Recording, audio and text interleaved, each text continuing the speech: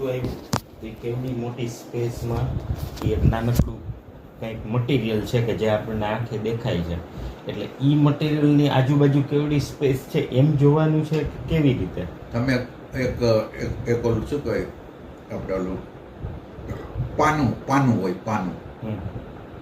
આપણે panna, paper, એની અંદર એક ચિત્ર દોર્યું છે.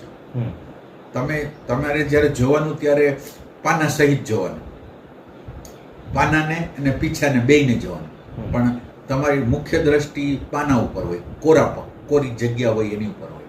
બધા આવી રીતે તમે ટ્રાય કરશો ને એટલે તમને એનું લર્નિંગ થઈ જશે. ટ્રાય તમે કરશો ને એટલે તમને એમ લાગશે કે આકાશની અંદર આ છે એવું લાગશે. એટલે ટ્રાય કરો. એટલે આલિસાબેન હારે ખાલી વાત થઈ ને તો એનું કેવું એમ હતું કે એ તો આપણે વિચાર કરીએ છીએ ને, કલ્પના કરીએ છીએ. ના તમે જોવો એટલે ના, તમારા પ્રતીતિમાં જ આવશે, પ્રતીતિમાં જ આવશે. એમાં કઈ વિચારવાનો સવાલ જ નથી. એટલે એ પીછું છે ને આકાશની અંદર જ આમ તરતું આવ્યું. તમે એક વખત ના, એટલે આ પ્રેક્ટિકલ થી જ થશે.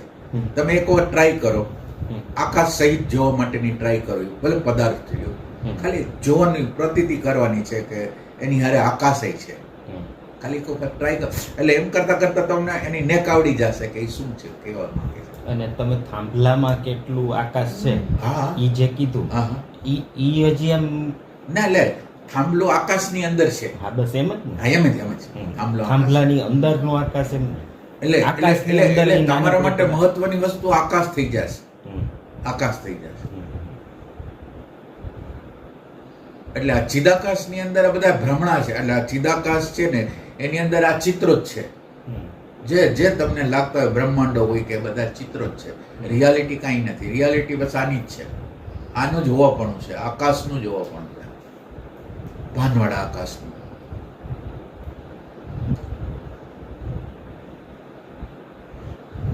નીચે એક રેકડી ઉપર કંઈક ગુલાબ લખેલું હતું, ત્યાંથી આમ પ્રયોગ શરૂ થયો. આપણે ચડતા હતા ને તળેટીમાંથી, તો હવે ઈ સમજાણું નહીં કે ગુલાબ એટલે ઈ બોર્ડ છે એની ઉપર આ ગુલાબ લખેલું છે, ઈ બોર્ડ જોવાનું ને ગુલાબ જોવાનું. બોર્ડ પહેલા તમને દેખાવું જોઈએ, પછી એમાં આ ચિત્ર દેખાવું જોઈએ. એટલે તમે પ્રેક્ટિસ થોડીક વિચારથી તો નહીં જ, પ્રેક્ટિસ જ કરવાની. કારણ કે મેં કાલે જોયું તો મને દેખાઈ ગયું તો બરાબર છે. એટલે તમને કઈ ગુનું. અને પછી જેવી રીતે ઈ આકાશની અંદર, આ સ્થૂલ આકાશની અંદર જોઈ છે ને, એવી રીતે ચિદાકાશની અંદર ઈ ચિત્ર છે. પછી અંદર પછીની પ્રતીતિઓ છે ઈ ચિદાકાશ, એટલે તો ઘણી આગળની યાત્રા. પછી ઈ લાગશે અને એ આ કાગળમાં દોરેલા ચિત્ર જેવા જ લાગશે આખા બ્રહ્માંડો. આપણને ગમે એટલા નક્કર લાગતા હોય ને, નક્કર નથી. આમ એનું હોવું આના વગર છે જ નહીં. અને આની એનર્જીથી જે હાલે છે, એનું જે અસ્તિત્વ થયું છે એ રીતે. બહુ પ્રેમ માંગે ત્યારે તો સાકારની અંદર નિરાકાર દેખાય, નકર તો કેવી રીતે દેખાય? તમને દેખાય છે એ જ રિયલ લાગે તમને. એટલે ભક્તિ માર્ગનો આખો રાજ આમાં જ આવી ગયા ને. હા, સાકારમાં નિરાકાર જોવાનું. હા, સાકારમાં નિરાકાર. એટલે સાકારને તમે સાકાર છે ને તમે માનો કે પ્રેમ કરો છો, રામને કૃષ્ણને પ્રેમ કરો છો, તમે છો ને રામ છે. રામની વચ્ચે જોડતી પ્રેમની કડી છે. અને પ્રેમ સંપૂર્ણ થઈ જાય ને એટલે આ બાજુથી રામ બે જાય, આ બાજુથી જે એને ભજનારો હોય છે એને વચ્ચે પ્રેમ રહી જાય. આ નિરાકાર છે. અને બધાને ખબર નથી, પણ મૂર્તિ હોય કે ગમે એ વસ્તુ હોય, બધાની અંદર ભગવાન તો છે જ. એટલે એમ કે મૂર્તિની તમે પૂજા કરો, મૂર્તિ છે જ નહીં અવસ્થા. એ કે તમે જેના તરફ સંશોધન કરશો ને ત્યાંથી તો હું મળીશ જ. ભગવાનનું એક વચન છે, મને છુપાવીને રાખ્યું છે. ચાહે વિચારમાં, ચાહે પદાર્થમાં, ચાહે પરિસ્થિતિમાં, ચાહે ઘટનામાં, ગમ્યા હું છુપાયેલો છું. પછી કુદરતે એ હોવાપણા ને જે આપણે મેટલ હોય એમાં ખાલી હોવાપણું છે, ભાન અને આનંદ નથી. પછી ધીરે ધીરે મિનરલ્સ બન્યા, મિનરલ્સમાંથી વનસ્પતિઓ બની, 1 કોષી, 2 કોષી, 3 કોષી, 4 કોષી. એની અંદર જેમ જેમ કોષ વધતા ગયા એમ એની અંદર ભાન વધતું ગયું. અને છેલ્લે માનવની અંદર વધારે ભાન, અને માનવની અંદર ઇન્ટેલેક્ટ સેન્ટર આપ્યું કે જે આગળ પાછળના મેમરીને સિંક્રોનાઇઝ કરી શકે એવી મેમરી આવી. એ બીજા કોઈમાં નથી. એટલે માનવની અંદર એ સત ભાન અને એ જો પ્રયાસ કરે તો આનંદ નામનું તત્વ એની અંદર પ્રગટ થાય. એટલે આ બધા જે પદાર્થો જેટલા દેખાતા હોય સૂક્ષ્મ હોય બધાની અંદર સત હોય ભાન હોય, પછી એક સામાન્ય રૂપે હોય, પછી વિશેષ રૂપે ભાન દેખાય ક્યાંક તમને એ રીતે. એટલે આપણે એમ માનતા હોય કે જળ વસ્તુમાં ભગવાન નથી, છે બધામાં છે. એક જગ્યા એવી નથી કે ત્યાં ન હોય એવું કંઈ છે. એટલે જુદા જુદા લોકો જુદો જુદો સાક્ષાત્કાર કરે. કોઈ સતનો સાક્ષાત્કાર કરે, એને સત ઉપર પ્રેમ હોય કે સત શું છે, તો કોઈને ભાનનો સાક્ષાત્કાર, કોઈ આનંદનો સાક્ષાત્કાર. તમારે જે કરો એ કરો, મળશે એક જ સત ચિદ આનંદ જે છે એ એક જ વસ્તુ. યોગ સૂત્ર વખતે આપણે ભાઈ એટમની ઊંડાણમાં ગયા હતા કે પેરીફેરીમાં ઇલેક્ટ્રોન જે રેન્જમાં જેટલી સ્પીડે ફરતો હોય ને એ પ્રકારેનો પદાર્થ બની જાય. એટલે પછી હાઇડ્રોજન બને, નાઇટ્રોજન બને, H2O તો પાણી બને, બધી વસ્તુ બને. પણ એ ઇલેક્ટ્રોનનો મુખ્ય ઇલેક્ટ્રોન છે. અને ઇલેક્ટ્રોનની એવી વસ્તુ છે કે એ એને ફરતી હોય ને એની પરિધિમાંથી બહાર નીકળવું એના માટે અઘરું હોય. આપણે જેમ આપણું એક સર્કલ હોય ને આપણે આપણા સર્કલમાંથી કોઈ દી બહાર ન નીકળી શકીએ. આપણા જે રિલેશનો હોય આપણી વિચાર થિંકિંગ પેટર્ન હોય એમાંથી બહાર નીકળી જાય.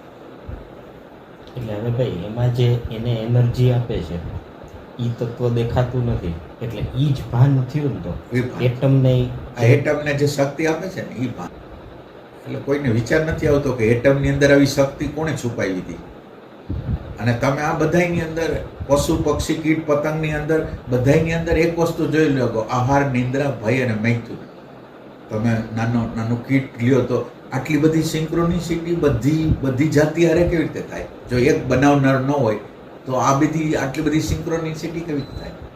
એને આંખ, એને કાન, એને બધું તમે વિચાર કરો. એક પેટર્નની અંદર એ ઢેડ ગરોળીથી માંડીને મગર લગીનથી માંડીને પછી ઓલા ચિત્તાથી માંડીને જુદા જુદા એવા કલરના તમે જુદા જુદા માંડીને કેટલા ડિઝાઇનો મૂકી છે. તમે આમ જો માઇલ્ડ કલરથી માંડીને ફ્લુરોસન્ટ ના અદ્ભુત કલરો. આપણે તેથી આપણે ગયા હતા ઓની ઘરે તો એ ઓલા જે પક્ષીના જે કલરો હતા ને એ બધું હતું તો આપણને એમ લાગે કે આ કેવી રીતે હશે, આવો બધા બ્યુટીફુલ કલરો કેવી રીતે એને પૂરાઈ છે. એને મેચિંગમાં તમે ક્યાંય ના ન પાડી શકો ગાનિયારા નથી. જે દેખાતું નથી સતત રીતે કામ કરે છે, પ્રોસેસ કરે છે ઇવોલ્યુશનની. 84 લાખ યોની હોય તો આપણી આજુબાજુ કરોડોની સંખ્યામાં જીવાણુ છે, કરોડોના અબજોની સંખ્યામાં નાનકડી. નાનકડી સ્પેસમાં તમે વિચાર કરો ને લોટમાં એવું શું આવ્યું? લોટ હોય ગમે તમે કોઈ પદાર્થ લ્યો તો એની અંદર આપણે મરચું હોય તો મરચાની અંદર એ જીવડા. એટલે જીવડા વચ્ચેની સ્પેસમાં કેટલા બધા જીવાતો છે એ આપણને તો અંદાજ જ નથી. આપણને એમ લાગે કે આ સ્પેસ ખાલી છે, સ્પેસ ખાલી નથી. તો એની તો ટોટલ આખી આપણે તો નાનકડી પૃથ્વી ગણી, એની આજુબાજુનું આટલું વાતાવરણ, એમાં આટલા અબજોના અબજો જીવાણુ, એ બધા મુક્ત થશે.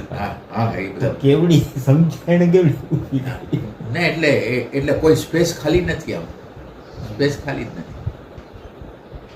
એટલે આ વસ્તુથી ભરેલી છે ને ભાનથી ભરેલી છે, આનંદથી ભરેલી છે. એટલે તમારે શું જોઈ છે આમાં?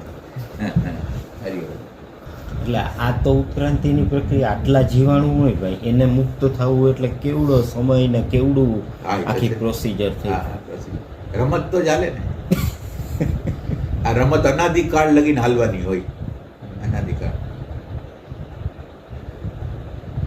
એટલે આની અંદર ઇવોલ્યુશન હોય. પછી અત્યારે ચંદ્ર છે એ વિકસિત નથી, એટલે ચંદ્રની નેગેટિવિટી છે ને પૃથ્વી ઉપર આવે.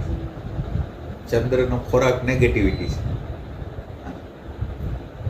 એટલે ચંદ્ર જ્યારે પોતે જે આપણે કહેવાય ને કે એક એનર્જી, અત્યારે તો ચંદ્રની અંદર એવી પ્રોસેસ આ છે કે ઓલા શું પડે ને ઉલ્કા, એસ્ટ્રોઇડ જે પડે ને ચંદ્રની અંદર એસ્ટ્રોઇડ પડે ને એટલે જમીન અંદરની જમીનને પોચી કરે.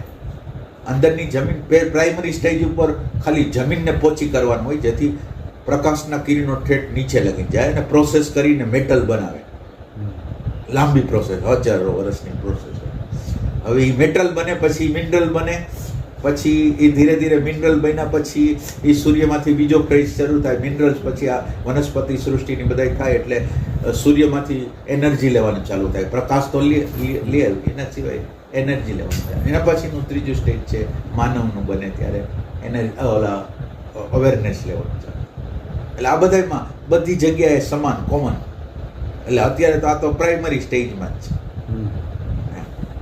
હજી તો ઉલ્કાપાત પડ્યા રાખે ને જમીનને ઓલી કર્યા રાખે. એટલે આ લાખો વર્ષો લગીને આ પ્રોસેસ, આ નેગેટિવિટી, આ લડાઈ, આ ઝઘડા એ બધું હાલશે. ખોરાક છે નેગેટિવિટી. ભગવાન અહીંયા જે નેગેટિવિટી કરતા હોય છે તો ત્યાં એનું ભોજન સ્વરૂપે વયું જતું હશે. હા, ભોજન સ્વરૂપ હોય છે. ભોજન સ્વરૂપ એટલે આપણને તો ખબર નથી, પણ એના વાઇબ્રેશન અત્યારે ચંદ્રના વાઇબ્રેશન અહીંયા જ છે. એટલે મિકેનિકલ હેબિટ જે આપણને હોય છે ને, આમ હલાવવાની ને આમ જે પ્રકારે આપણને હોય, એ બધી મિકેનિકલ પ્રોસેસ માટે ચંદ્ર જવાબદાર છે. જે મિકેનિકલ હેબિટ્સ હોય તો અહીંયા એનું વાઇબ્રેશન ન હોય તો ન થાય. એટલે અહીંયા એનું વાઇબ્રેશન છે. અને પછી ચંદ્ર બીજું બેલેન્સ કરવાનું કામ કરે. હાયરમાં ચંદ્ર છે એ બેલેન્સ, એટલે આ ગુર્જેફમાં એને બેલેન્સ કરવા માટે કહે કે ઇમોશનલ ઇન્ટેલેક્ચ્યુઅલ બધા બેલેન્સ કરવાનું જે કામ કરે એ ચંદ્ર કરે હાયરમાં. એને આ ગુર્જેફમાં એક આવે છે. મૂન એટલે આમ ઇમોશન, અને સૂર્ય એટલે ઇન્ટેલેક્ચ્યુઅલ. ઓલો અંધારિયો પ્રદેશ, આ અજવાળિયો પ્રદેશ. સૂર્ય ભગવાન બેહોશી એમાંથી આવતી છે અને કોન્શિયસનેસ આમાંથી આવતી. હા, એમાંથી જ આવે છે. ના, એટલે આત્મ સાક્ષાત્કાર તમને જે થાય ને ત્યારે તમે સૂર્ય લગી વયા ગયા હોય, સૂર્યની અવેરનેસ સાથે કનેક્શન થઈ ગયું હોય તો જ તમને સાક્ષાત્કાર થાય. એટલે આ ગ્રહની વ્યક્તિ તમે ન હો તો પછી એનાથી આગળ છે હજી